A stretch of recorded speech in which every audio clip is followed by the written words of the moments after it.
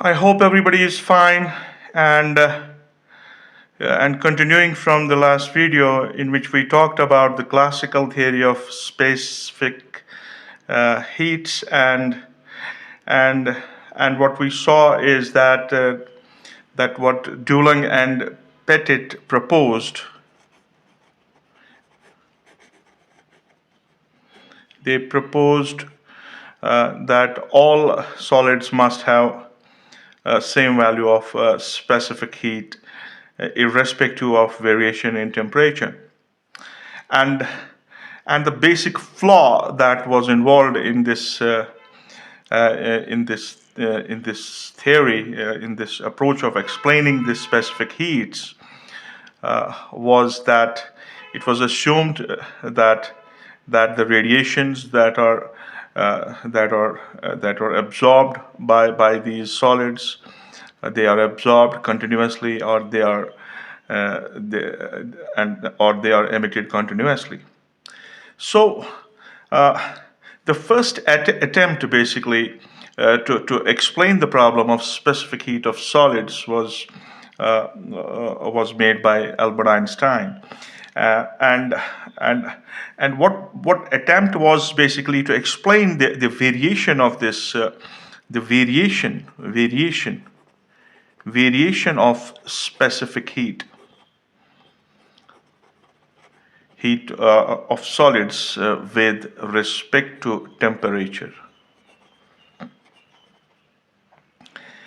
And and according to Einstein, what Einstein did, he made use of the basic quantum theory, according to which heat is radiated in the form of quantas or packets of energy, or photons, whatever we may call them. And each photon or each quanta has an energy equal to h nu. And the basic assumptions that Albert Einstein used were that the very first important point was that every solid is made of atoms. Okay, so these atoms are at rest with respect to their mutual force of attraction and repulsion they will have in terms of their nuclei and the electrons surrounding them. And the energy of the solid in this state, where we have zero resultant interaction between these atoms. In this state, the solid has an energy equal to zero. And when this solid is heated, when we heat this solid, the atoms, they are set in vibrations. They are set in simple harmonic vibrations about their positions of equilibrium. They start vibrating, and the frequency of these vibrations is same. Every atom has the same kind of vibration, and each atom that we have in the solid has 3 degrees of freedom. 3 degree of freedom. And and these atoms that are inside the solid, they are exactly behaving like molecules of monoatomic gas. And and and the next important assumption from Einstein's point of view is that the average energy per degree of freedom, the average energy per degree of freedom, it's not kT. It's not kT as was taken in case of classical theory of specific heats when I explained it in the last video. What he proposed is that this average average energy per degree freedom, but that energy is simply h nu by e to the power of h nu by kt minus 1. And this average energy was also calculated when we derived Planck's black body radiation law. And keeping these what I call these assumptions, Einstein moved on, and in view of these assumptions, he was able to he was able to explain this what's called as the variation of specific heat with respect to the temperature of the solids. So this average energy should be it should be 3, because of 3 degrees of freedom these atoms have, and h nu by e to the power of h nu by kt minus 1. And if I take the energy of gram atom of the solid, so energy of gram atom of solid, so that energy will be equal to, if I substitute that as E, that will be 3 times Avogadro's number, h nu by e to the power of h nu by kt minus 1. Well, we all understand the symbols that we have here: the Planck's constant, the frequency, and the Boltzmann constant. And in order to calculate the specific heat at constant volume, what should we do here is we would like to differentiate this equation with respect to time. Sorry, not time, with respect to temperature, because specific heat is defined as the change of energy with respect to the temperature. So here we have specific heat. We define that, and that is dE by dt. So if I do that, what should I do is that this 3 h nu times e to the power of h nu by kt minus 1 whole to the power of minus 1. This whole thing we have to differentiate with respect to temperature. So this will give me the measure of the specific heat of this monoatomic solid.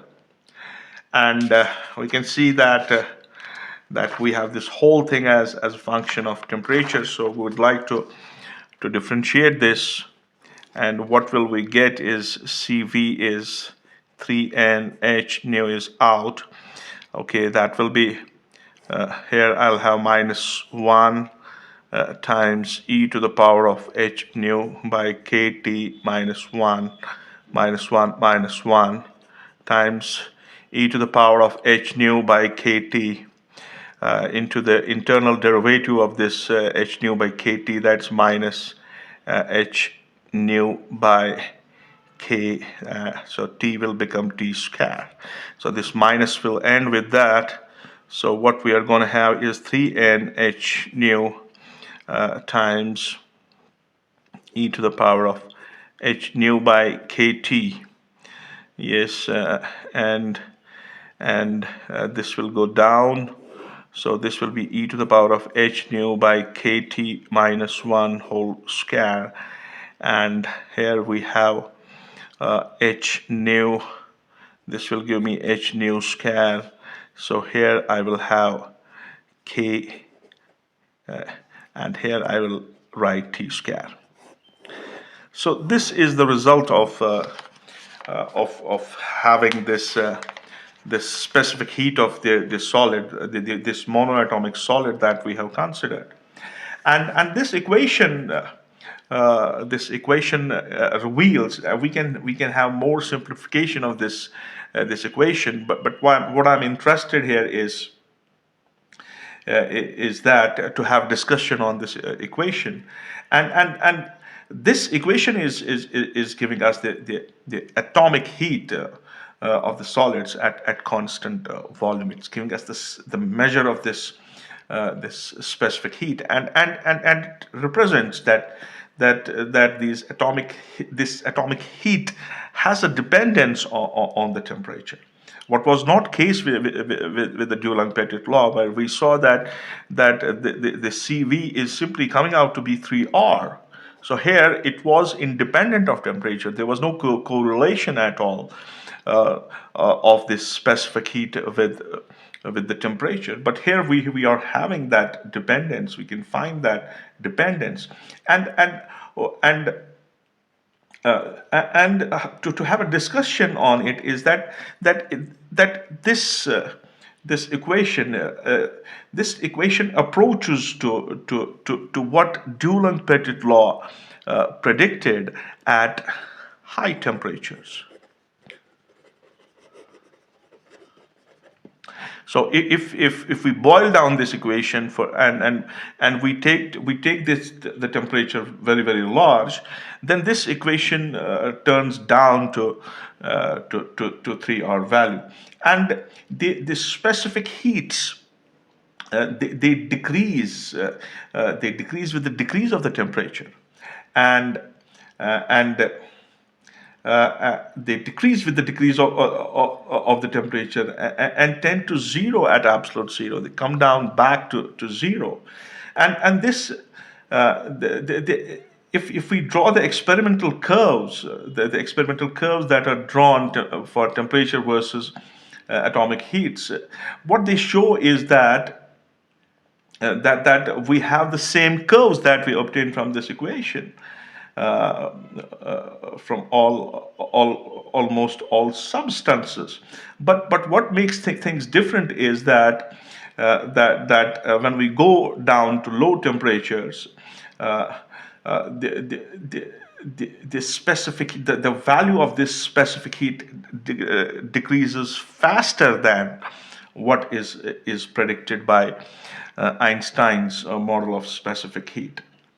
And if I take the case here at high temperature, at very high temperature, what happens is that this term that we have, e to the power of h nu by kT minus 1, what happens to this whole thing is that